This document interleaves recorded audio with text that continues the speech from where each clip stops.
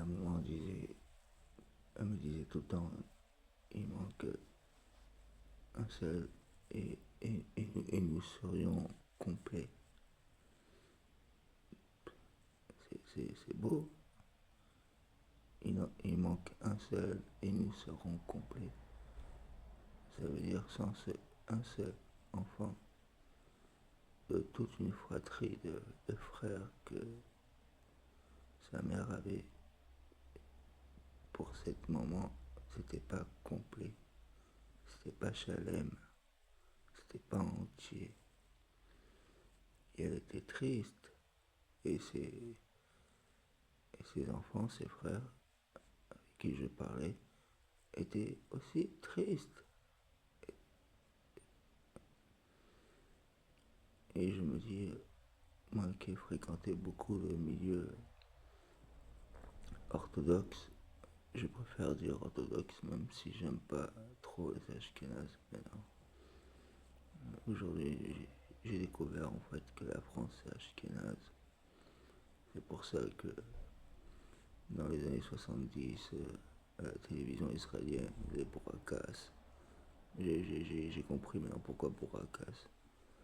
Les trucs, les sandwichs séfarades, arabes, juifs, on leur faisait rire. On était des comiques. C'était la valise ou la mer.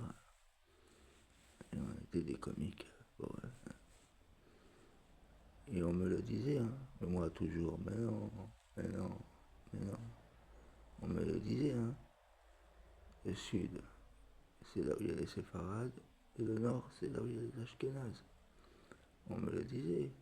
Mais toujours moi je défendais toujours tout le monde. Mais en fait, défendre tout le monde, c'est être personne. Quand je dis personne, c'est avoir de la personnalité.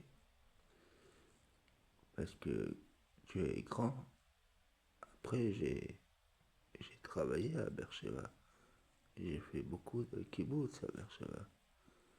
Et je me suis rendu compte que dans les villes, il n'y avait que des séfarades. Il n'y avait pas d'ashkénazes. Dans les kibbutz, c'était des ashkénazes. Et les kibbutz, c'est fermé. Ils sont pas dans la ville.